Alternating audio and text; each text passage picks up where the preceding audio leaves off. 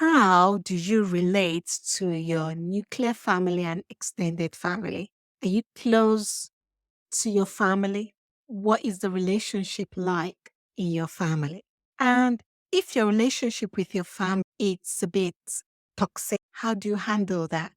Today I'm going to be sharing with you and giving you some ideas of how you need to relate to your nuclear family and your extended family. Hello, if you've not met before, my name is Gospel Eadweardfilia, and I help you grow your net worth without flare-ups or being burnt out. I do that by sharing videos like the one you're about to watch, and I have lots of content helping you to grow your net worth, to create an exceptional life, a life that you're healthy and you're wealthier. So, how do you relate to your nuclear family? Your nuclear family are your immediate family. So, your mother, your father, if you've got siblings, your siblings. Your extended family are your cousins, your aunts, your grandparents. How do you relate to them? If you're fortunate to be in a family, an immediate family that you find that it's quite toxic for your well-being, and I'm not saying toxic in that you are maybe a 60-year-old or an 18-year-old and your parent tell you, you cannot go there, you cannot go there, or you cannot do this, and you start seeing it, oh, they're being a bit toxic because your friend that is not a child of God and they don't believe in God or have any faith, they are telling you that that's a bit toxic.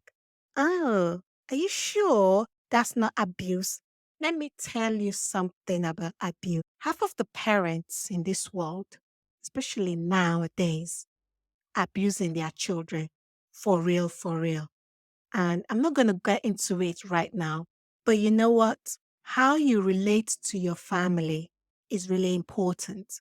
Most families are there to basically be as a training ground for the world. You have, especially if you've got siblings, and again, if you're close to your extended family, like cousins, aunties, you have a good idea of what the world will look like when you relate to your family. And having the tools of how to relate to that family member will really help you out. One thing that I would say that you need to activate in your life when it comes to relationships is boundaries. There is a great book by Henry Cloud and John Townsend called Boundaries. You need to read that book.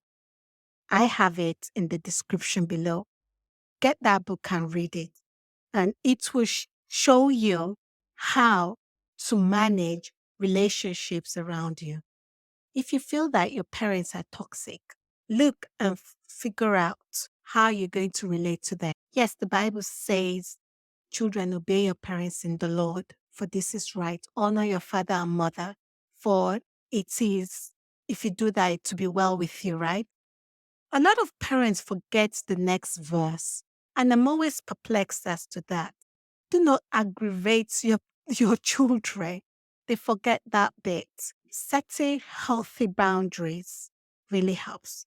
But in order for you to set healthy boundaries, you need to know the difference between being toxic and training up a child in the way they should go. Most people are confused about how to train their children and what toxicity actually means. If you're not being fed, if you're being beaten and abused, if you're being neglected, if you're being called names, abused physically, emotionally, sexually, all the leaves, if that's happening to you, then that is a toxic environment and you need to seek help. If you're financially abused, you need to seek help. If you are the child and all this is happening to you, if you're a child, that means if you're under 18 and all this is happening to you, there are platforms that you can reach out to and they will come and investigate. Safeguarding is a big deal. And you need to know your rights as a child, because there are quite a lot of parents out here that sometimes I sit down and I wonder, why? Why, God, did you give these parents these children? Why? Parents that think that it makes sense that a 3-year-old will say, oh, I don't want to be a boy anymore. And then the parents now think that it makes sense to start bombarding the child with drugs. That is child abuse. But of course, all these woke people will not see it that way. But you know what? We serve a God of justice, and justice is going to happen. Justice will prevail. Setting healthy boundaries with your immediate family and your extended family is being vocal enough. If you're a parent that is being abused by your child, especially adult child, there are services out there to help you. Now, most of the people that watch my video are under 45 years old. So I'll be talking more to the children. So you that is 45 years old, how dare you abuse your parent? Make it make sense. It doesn't. In fact, I don't want you to be watching my videos, basically. Go and watch something else, because I don't want that spirit around, because it is a spirit. It is a bad spirit. No matter how much they've done bad stuff to you, right? You forgive, you set boundaries, and you move on. You mind your business. You move on. If you've done all the steps, you've done the forgiving, you've asked for the forgiveness, and they've rejected you, it means they've rejected you. So mind your business and do your own thing. You leave the judgment to God. Your extended family, if your extended family is abusing you and being toxic, it's hard. It's hard to live in that kind of environment. And it's hard, especially if you don't know your rights and if you're living in fear. And you know, why would you live in fear when God hasn't given you the spirit of fear?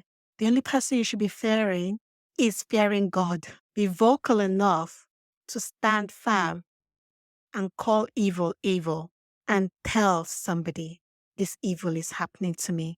If they don't believe you, go to the next person. If that person doesn't believe you, go to the next person. But justice always happens because you have dedicated your life to God.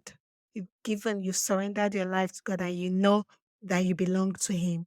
So He's going to come through for you.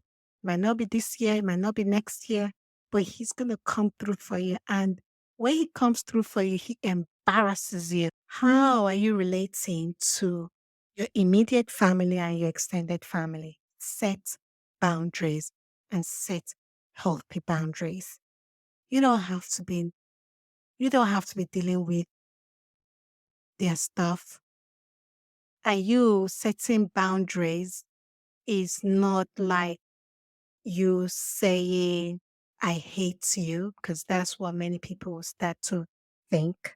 Read that book and you'll see they'll guide you on how to set healthy boundaries. I'm wishing you ongoing success. You take care. Ciao.